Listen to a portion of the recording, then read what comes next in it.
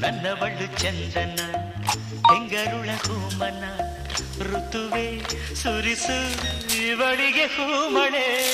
ಎದೆಯಲಿ ಆದರ ತುಂಬಿರುವ ಸಾಗರ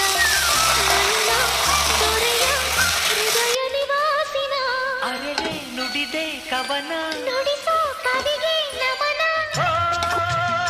ಮಹಾಮೇಘಗಳೇ ಅಸ್ತು ದೈವಗಳೇ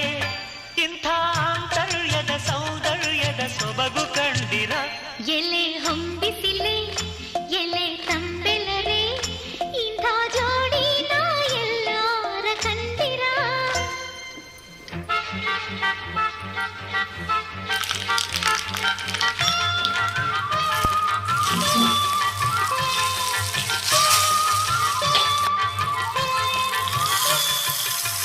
ತನ್ನ ನನ್ನ ತಾನನ್ನ